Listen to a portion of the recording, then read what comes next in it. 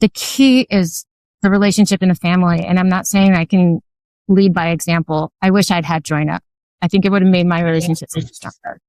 But in hindsight and from my experience, I created this to help the family, help couples, help everyone work things out and use technology to help improve those conversations. Welcome to the AI Advantage, where modern leaders decode the future of tech. I'm Solomon Williams, founder of Solanox. So here, it's no noise, no hype every week. Sometimes it's just me, and sometimes it's the brightest minds in tech, breaking down what it really takes to grow smarter with AI and automation. Let's dive in. Welcome to the AI Advantage. I'm your host, Solomon Williams. We have a special guest today. We have Debra Vernon. She's the CEO and founder of Join Up. So, Debra, thank you so much for coming in. How are you? Thanks for having me. I'm so excited to be here. Thank you. I know. I'm likewise. I think we had like a really good conversation before, and I'm so excited to have this conversation. So, just tell the audience a little bit about yourself and and what you do, so forth. Sure. Well, hi, everybody. First, I wanted to say thanks for listening. I am a corporate lawyer. I've been in Silicon Valley for my whole career. That's spanning over 3 decades now. It's a hard thing to even say out loud. But I've been here working with tech companies for my whole career. And in the midst of it, I got divorced and I started a company to try to help people through that process and in fact, avoid it entirely, called Join Up. So that's a legal tech company. And then I also mentor and advise startups, especially startups by underrepresented founders, and have written a bit on the subject of fundraising for especially female founders and try to support other female execs on their path up. So it's one of my passions. And so it's really wonderful to be here. And I can't wait to tell you more about all the things I'm working on. Yeah. So, kind of starting back, you having to work with a lot of with you being in Silicon Valley, I'm sure you see a lot of differences with, new software coming through on new founders, new SaaS companies that are coming forward, looking to utilize, new technology, AI. I'm curious, Debra, like what got you into building out Join Up? What's the purpose of Join Up for the legal tech firm that you're founded? The origin was my own epic divorce, which, never really ends, but got peaceful about after 10 years. It's a very long time to be battling with your former best friend.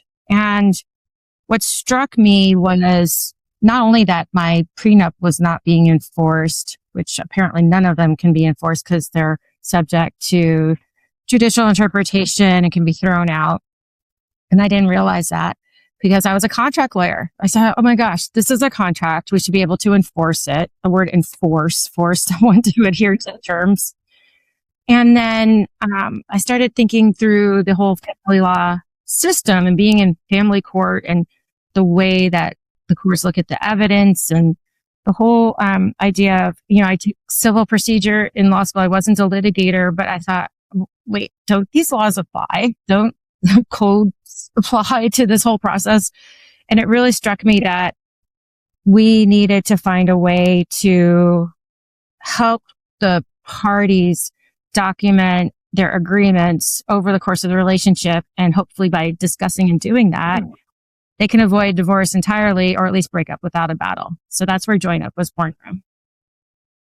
So with Join Up and going through, what is the goal to have it in terms of, when someone uses the platform, does it go through, does it kind of bring through a certain questionnaire, or does it upload documents in terms of, like, let's say, for instance, like for prenups or for certain contracts? Like, where does that fit into like for the Join Up?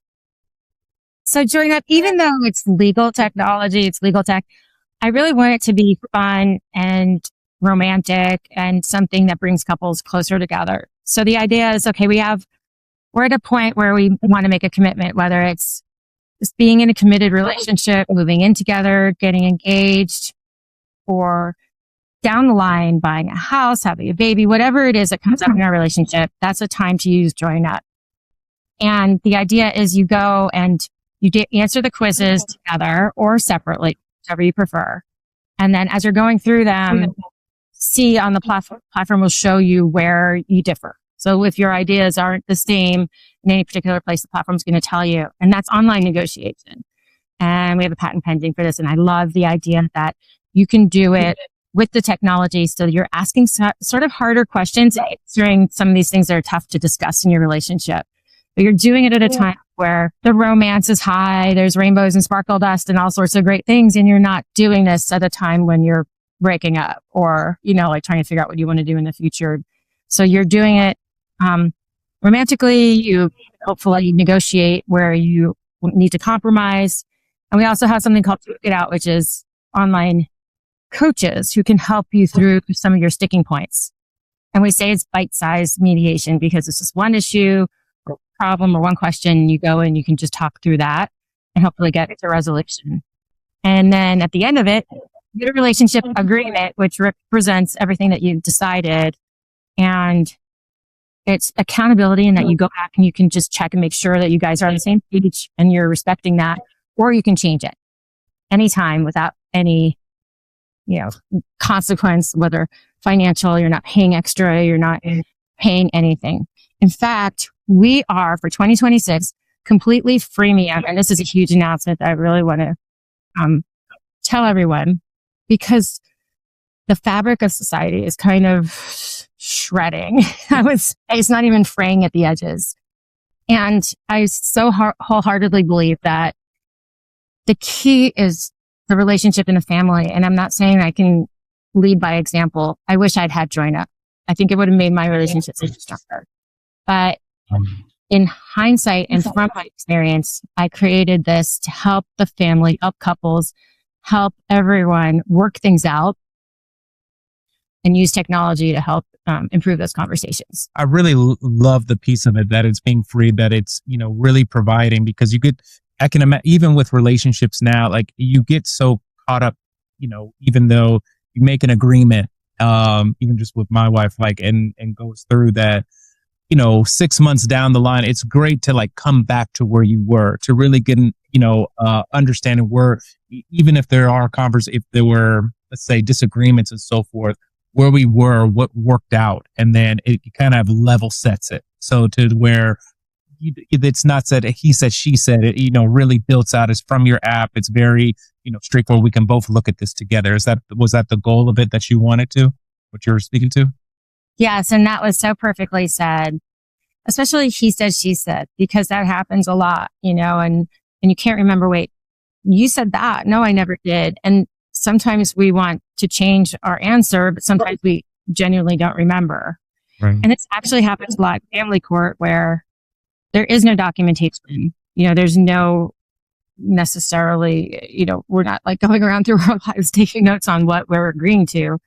But this is a place where you can agree and then let it sit. And then say you do decide to break up or divorce, then you have this amazing track record of what you agreed on. And that should help get you through the divorce process much quicker.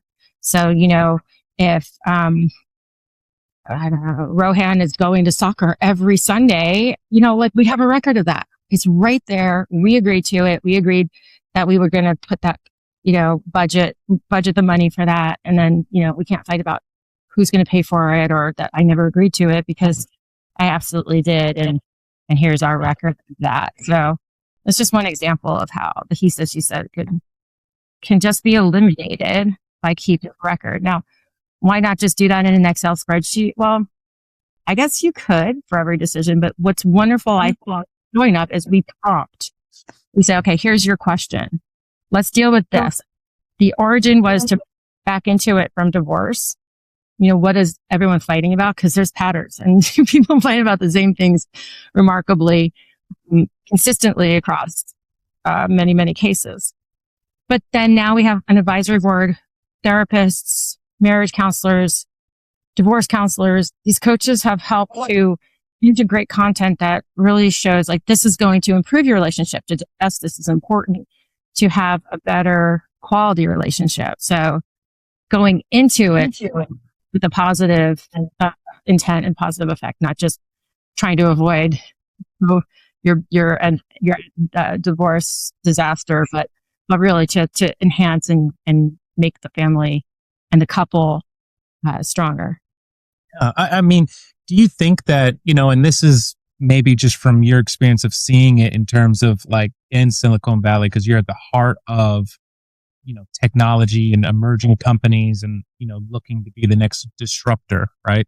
Do you feel like as AI is going more forward with implementing, do you think that as more time in the legal industry and with business that it's going to be more digitized versus, because I know that's the bigger thing in terms of with legal, that you have to get more in front of a judge, the long term of how long it takes, and especially just coming from very personal, from marriage from divorce and so forth. Do you think that it is disconnecting us, or do you feel like the AI is as it goes forward, knowing the data, as you said, promptings and so forth, that is going to speed things along and help with the relationships and marriages? Well, I could see data being very helpful and AI being helpful in join up. One plan I'd love to implement is to show people, 90% of people answer it this way. And not that you should follow the masses, but that there's confidence in knowing, okay, this is how we want to answer. And a lot of people agree. So I think that would be really interesting data to present to people, whether it's a question like, how many date nights a week are we going to have? Which says, okay, I'm prioritizing you and our relationship, and I am scheduling this. And not to say that, some meeting comes up and we have to reschedule, but that this is really important to me and I'm putting a stake in the ground for that.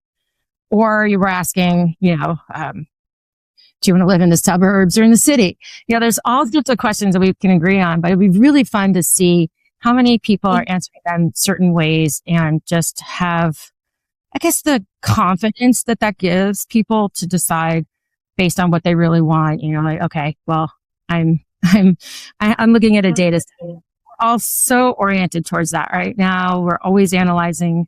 I think in Silicon Valley in particular, like you mentioned, there's this real focus on the data. So I would love to be able to present that data. And I think over time, as our data builds, we'll be able to do that. Of course, completely separate from any personal identification, but just, the raw answers to give everyone comparison, or just, like some kind of benchmark of what others are doing. I don't want to make it sound like so entrepreneur, but do you think that a lot of relationships, you should plan it more out of mirrors, more business planning, where you kind of really build out a structure and, how are we going to go across communication? Let's level set. You think it should, relationship planning should mirror business planning in a sense with your platform?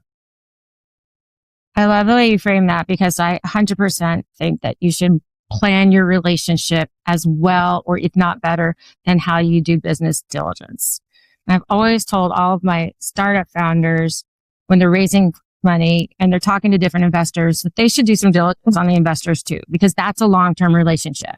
And you want it to be a long-term relationship. You want their representative on your board, ask for a board seat, or, to tap into their network, and it's symbiotic and should be. So with those synergies in mind, you are going to look for someone or, a venture fund that's going to align with your as a company and fit in well with the values of the company. And then you're going down the same path together, and that'll be very positive for the company. So why shouldn't we do this with our relationship? It's more important to share values, I think, than in any other context in your life, because it goes deeper into the values that are related to your day-to-day decisions, and they impact each other, they impact your children, they impact your whole extended family. So yes, I absolutely think it's so important to do join up is like a due diligence process for your relationship, and it's going to throw up red flags. So when we do diligence for a company and an investment, we will do a red flag list. Often we'll say, or we'll do a full-blown due diligence memo, but what we're doing is we're showing our client, okay, here's the issues that are coming up. And just like that, join up does a red flag list. If your partner doesn't want to do your join up together, huge red flag. Like, why don't you want to spend this time on a relationship? or if you're really on different ends of the spectrum on a question, you can't get to a compromise because it reflects a very, very big difference in values. That's another red flag. And we're not saying don't work through them, of course. You can work through them, but it shows you where the differences are. And well, I'll say if you don't want to do the join up at all, then maybe that's a red flag you can't work through and indicates a completely different conversational style or relationship style. But other than that, we hope that it helps you through the conversation. But yes, this is your most important business relationship, to say, in your life, because you are going to be business partners. The law makes you business partners. There's basically it's an inherent prenup when you file a marriage license. You may not know it, but the law creates that prenup for you. So you should be ready to know that this is entering into a business relationship as well as a romantic relationship, and make sure that you check on what's important to you and respectively, answer questions for your partner. It takes away the romance out of it because, when folks, it really is like, do I have to really see it as a business? And it really makes you second guess. It's very robotic. It makes you like, oh, there's so much emotion that goes involved. There's so much, and it takes the humanity, as you could say, the compassion out of it, that we have to look at it from a business perspective. I can see that. And I think that's why we all avoid it when we're thinking about our, wedding planning or moving in and going to get some cool stuff at Target. And we're not thinking about this. And we should be. We never want to take romance away. We want to make it better. I think there's something about the internet that's given us the level of transparency we're demanding across our lives, and this should be part of that. I think it's supposed to be a fun platform.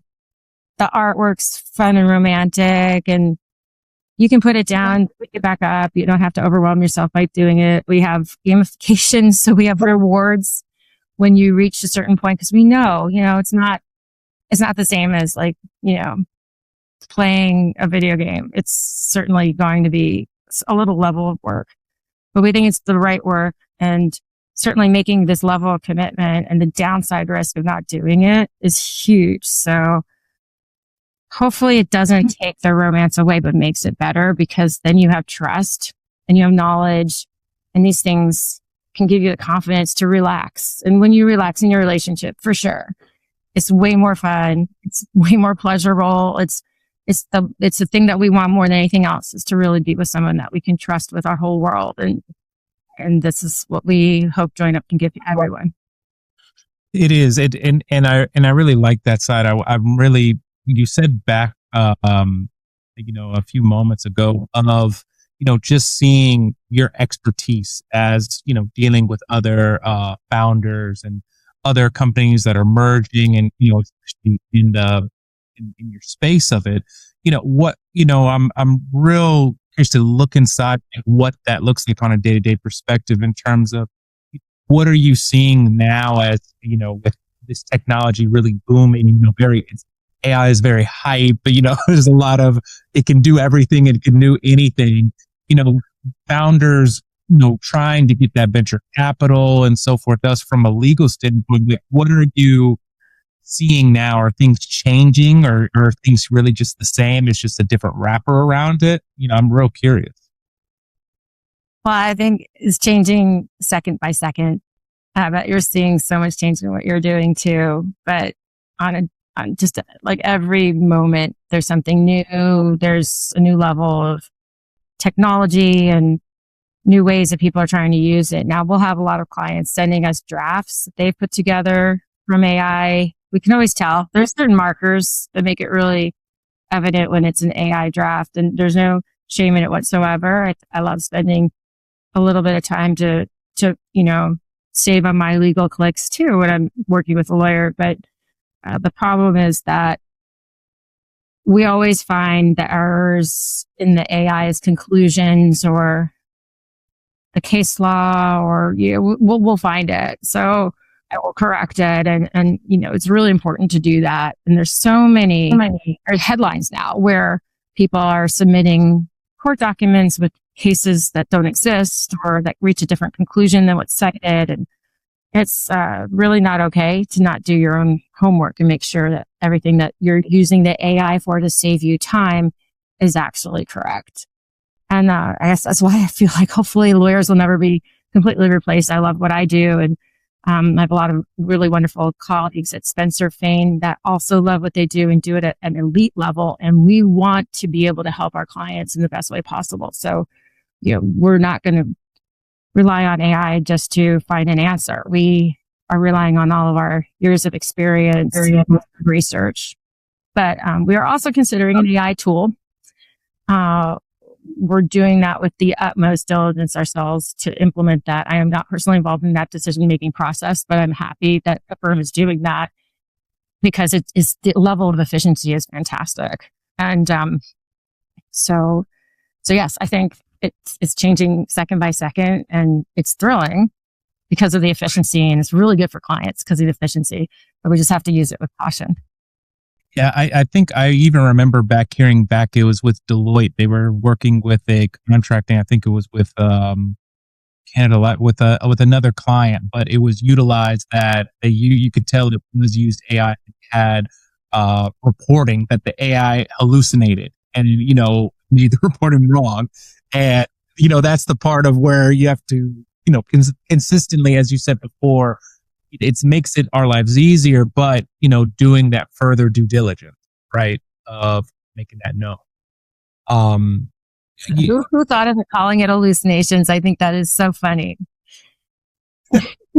It does, because it's wanting to, as just with, you're doing promptings and you're utilizing general knowledge, it'll try to come up with certain pieces because it doesn't want to be wrong. And then, that's where the part of where you have that is the data really right? We will have those issues of that.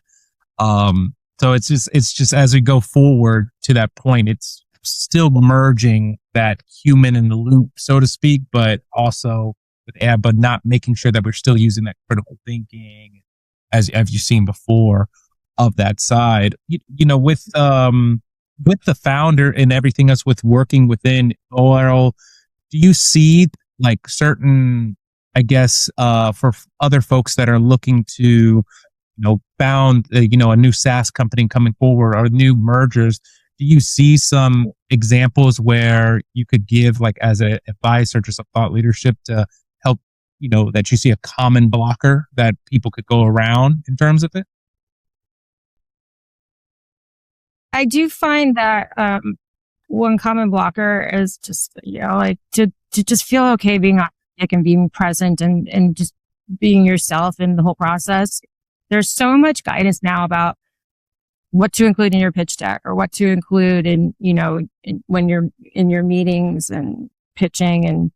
And the most important thing, I think, especially early stage, because there isn't a lot of there, and there isn't it's the promise of the future and the idea, and the ideas are brilliant, but it's really about the founders. And so be authentic, be yourself, show your passion for what you're doing. Of course, everyone says that, but just know that it's okay to get rejected if it's really you and the company, isn't the right fit or it's not the right time, but to not compromise on your ideas and bringing your true self to the process. I think that's what people are going to bet on, especially very, very early stage. And that's the amazing thing about founding a company is it's that culture.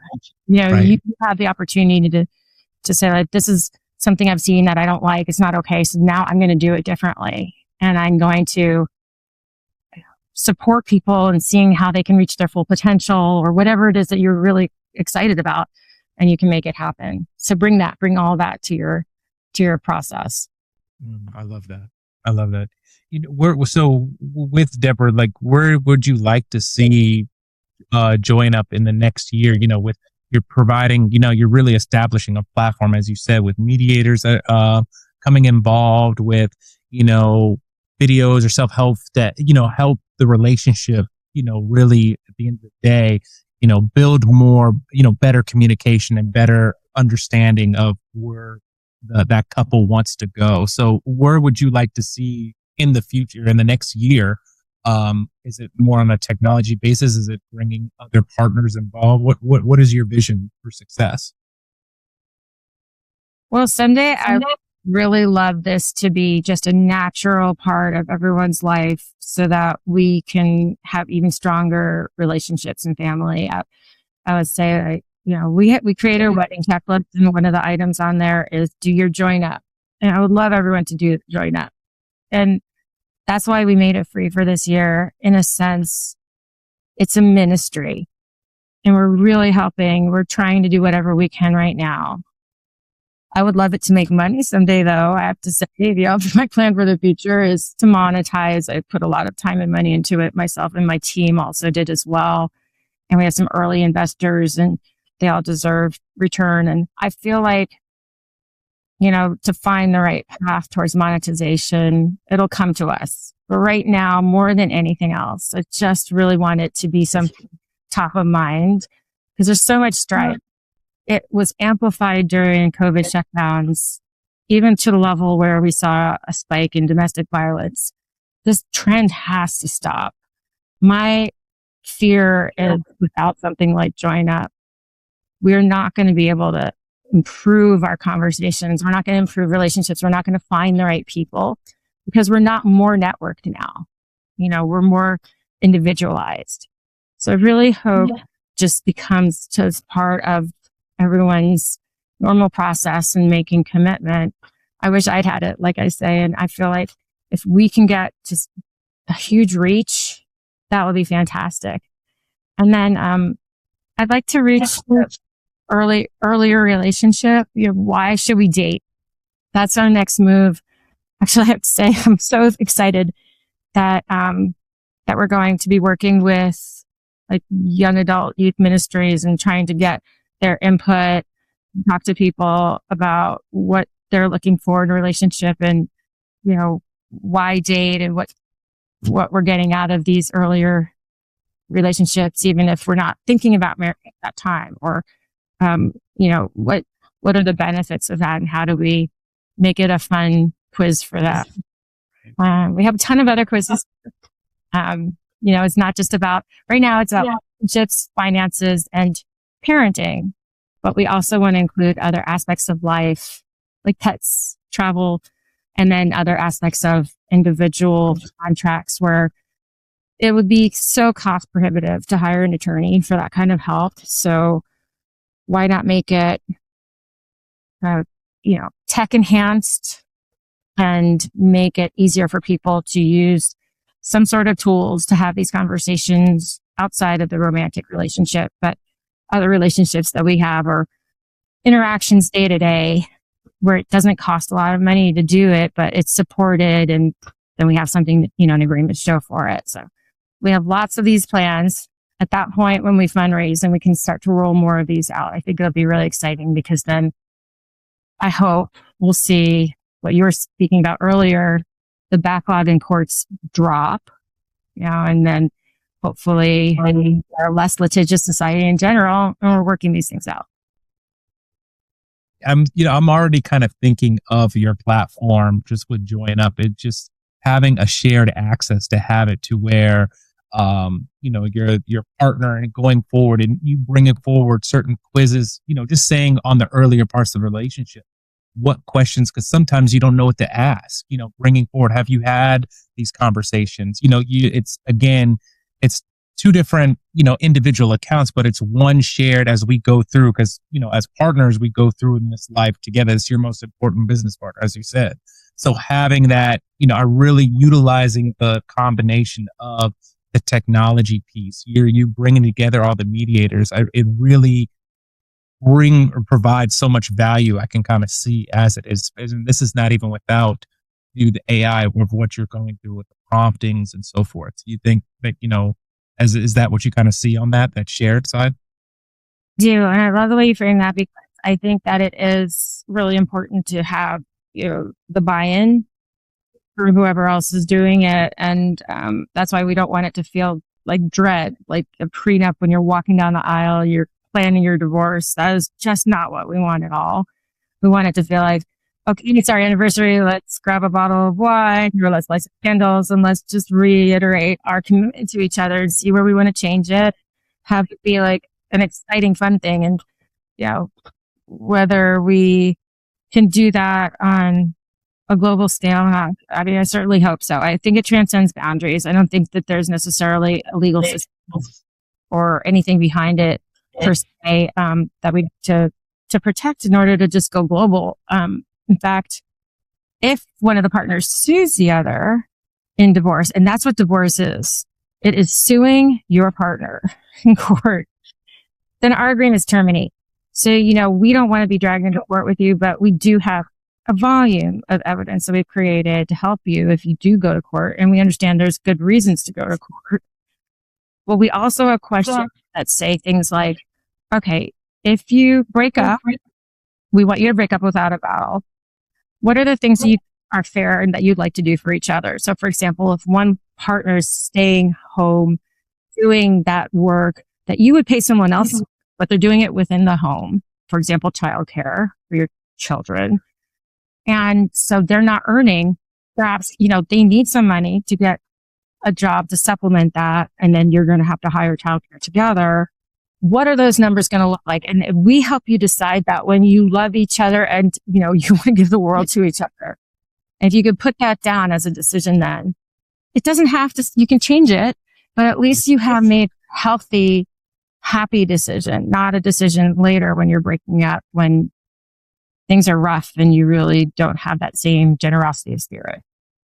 And I really like, it simplifies the terms, it seems like, because when you're going through the arbitration, the legal terms, as you said, that you get so caught up with it being emotional, such a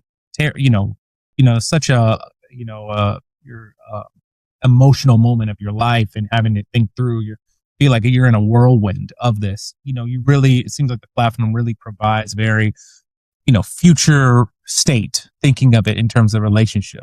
Is that fair to say? Yes, I often say Join Up wants to help you think with your rational mind, not your emotional mind, and that if you bring your rational mind to the relationship, you should make good decisions. And so while, when you're flooded with the negative emotion of breaking up, it's really hard to keep that present. But when you can come back to the technology and look on the platform and see what you agree, it's very concrete. And that is going to trigger, we hope, the rational mind to make more decisions and to keep thinking along the lines of what's best down the road. Like, do I want to, blow up my business so that I don't have to pay child support, so I look like I'm not earning anything? That's not rational. We all want you to be as successful as you can, be as high earning as you can, support each other as much as you can, whatever that makes sense, whatever is rational. Our mutual success as a couple shouldn't die with the relationship. And, the relationship doesn't die either. Once you love someone, they're always in your life. They're in your heart, they're in your mind. You're connected. You may have negative feelings about them when you break up, but unless someone does something very bad, and we have a list of those things on our site, where other things should happen, and the implications of doing any of these things and whatever else you decide is a very bad thing, which, we're not judging, limiting. We are saying this is somewhere you should really think about your values and what you owe each other, your commitment is to each other. And, but it's framed in a legal sense as well of what we as a society say is not okay. But, when you go forward past these points, perhaps you still have shared assets. Perhaps you have children. You have things, maybe you don't want to sell that stock to because it's at a low point and you hold it. Like, you should not have to blow everything up. And if we can build and keep building, and I'm not just saying prosperity is wonderful, of course, but also your children, protect them, help them grow and flourish and thrive, then Join Up has done something great. Because the idea of burning it ground it's so counterproductive to what I think is, the way that we should all be living our lives today. And yeah, it's everywhere. It's all around us. And so if Join Up can help the continuity of the relationship, because it's not going away. It's going to survive, and that's why you have past relationships as well as your current relationship, because you can still use it to say, okay, well, we own this in common and we have this child and here's what we're doing. And you can keep going and you can keep using it to make new decisions and agreements. So it doesn't have to end. It does not have any time frame where you have to say, okay, we're breaking it now, so we can't use it anymore. We want to support the whole person and the whole life cycle of the relationship, and ultimately just move all of the negative energy off your mind. Just move it off everywhere and have it just be. And that's where the technology is great. Like, some people hide behind technology to write an email or text instead of calling or talking in person. And I'm not saying there's nothing wrong with that whatsoever. JoinUp does that too. It's really good at that. And so if we can use the technology, not to hide behind it, take the edge off and have these hard to have conversations and make these decisions with a little help from the technology, then that's, JoinUp doing his job. And it really puts that bridge between the two partners, the two individuals, to help with that. I really do see the vision of this really bringing forward and really providing a lot of value, because as you said, it doesn't matter where you're at, whether in the early stage, whether it even, God forbid, if you're at that ending stage of the divorce, it brings through on the evidence and brings through not only just on a legal term that it brings through on the documentation, but provide to the courts, but also it seems like to help along, that it's still that assistant, it's still that platform that helps along in the journey for the family as a whole. Does that say? I love that. Yes, exactly. We just want to help you along. And we have 14,000 registered users. I'm so excited. We're building community.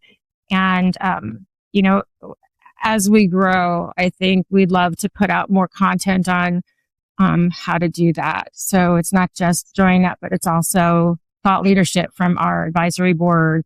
We have Ashley Taggart and Sherry Morris. They're both working in family therapy, divorce coach, and just, thinking so beautifully, so far in the cutting edge of how to make these conversations better.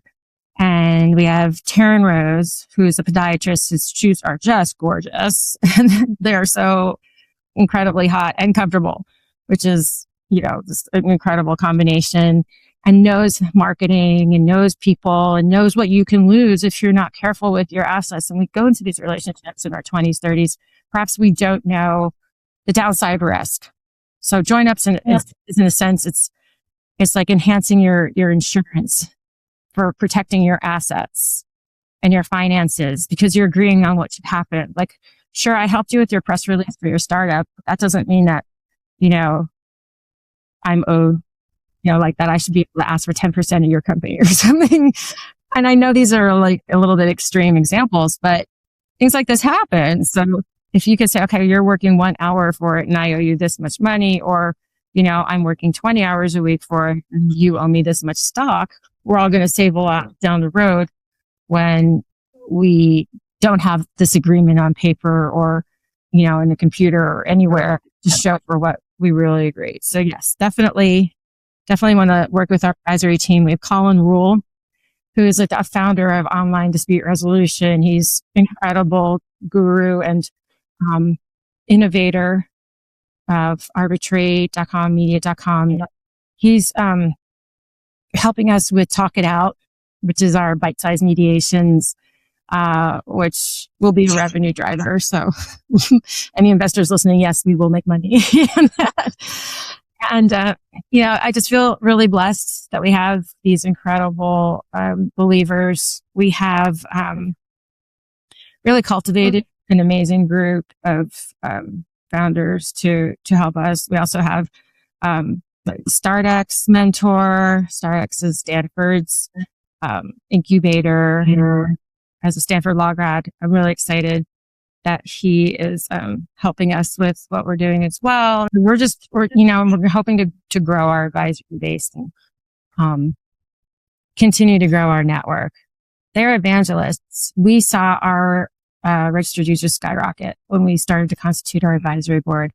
So it's a two-way street, but we just feel so blessed that they believe in what we're doing. A lot of them because of the experiences they've had themselves, and we also want to reach people who haven't had that experience, who have the rainbow sparkle, as I like to say, about their relationship still very top of mind, but need to know and be educated about what's happening to some people over time in relationships where there's imbalance or unreasonable expectations.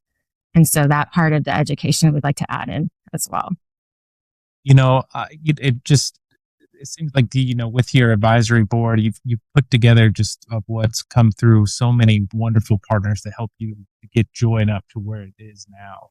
And part of the AI advantage that I really like to always discuss is that it's always about business.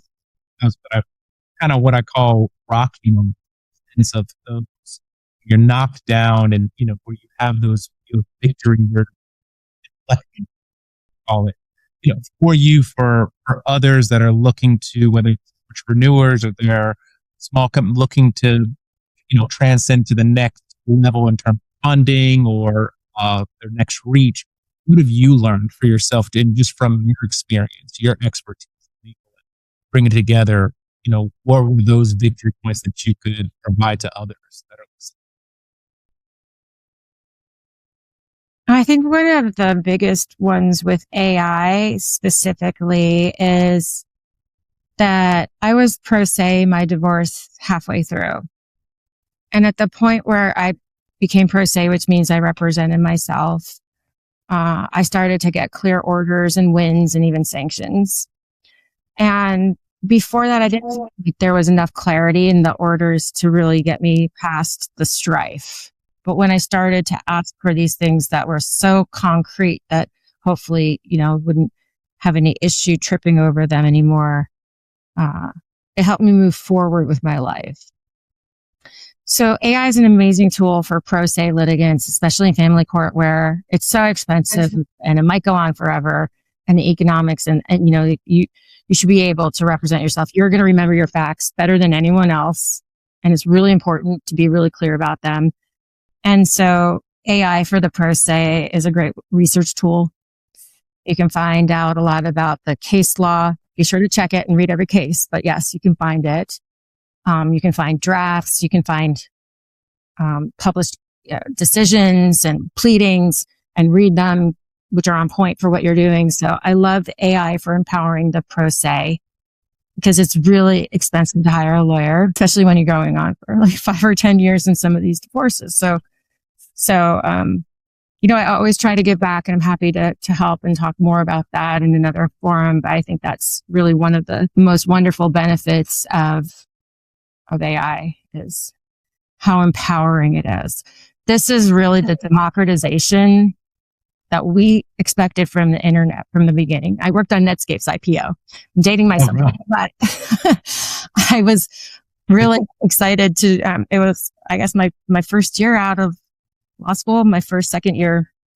And on the trading floor at Morgan Stanley at 4 or 5 in the morning, watching it pop up to over $170 per share, and just thinking back on that moment and thinking, wow, we've created something huge, because it was one of the very first times to see that pop, and thinking, the conversation about how much information can get into people's hands, and seeing AI really help to do that now on another level, I think is the next step in the democratization of technology. That's a hard word to say. Yeah, no, it's right. It's phenomenal. It's definitely been a true disruptor, and that we're constantly seeing it as it evolves. So that brings up a good question to the point that I always ask every guest that comes through, Debra, is if you had that magic wand, let's say, AI in terms of the next 10 years or our chat GPT or our new model 15, what would you like it to do? Whether it's for Join Up, if you had that wand, you can wish it, whether it's in your personal or in the legal, what would you like AI to achieve? I don't AI directly to this, but one thing I would love to see achieved, and if AI could do it, that would be fantastic, is to start to increase the percentage of funding for women founders, which has been pretty flat around 3% and even dropped below that during COVID. And it's, not just women, but all underrepresented founders that really need to be highlighted, to be put in the spotlight, to be more visible, to build their networks with the investors that maybe they can't connect with otherwise. So if AI can do that, if there's a way to just bring them together as a better, create a better net to get funded, I would love to see that. So hopefully you can do that. So you can do that. No, and it's, I think that's where it comes in, where the ethics come into part of it, of recognizing the data beforehand and the underrepresentations, the minorities, and, providing, to where it's making it fair based across and where it helps along with that. So even what you're saying that with women founded, giving that leg up, giving more information, so they're they're more capable and moving forward. So I love that piece of it. Thank you, Debra, for coming on, like just really understanding and not even for joining up, like as you were speaking and we were having that conversation, I could really see just that shared model and really helping forward, through each partner's, livelihood and whatever, because each relationship is different. It's every quote unquote as a contract, is different. Everybody's, so really helping that with joining up, and thank you for coming on. Thank you. And thank everyone listening. Go to joinup.com and there's no paywall, so you can try it for free. Tell us what you think. We love feedback. So we would love to hear from you. And thank you so much, Solomon, for having me on. Debra, thanks again for coming on. For the listeners, thanks for tuning into the AI Advantage. We'll catch you on the next one. Thank you. Thanks for tuning in to the AI Advantage. If this episode sparked an idea, share it with your network. Subscribe for more no-fluff conversations on how smart tech drives real outcomes. And if you're ready to future-proof your business, let's connect at solonox.net.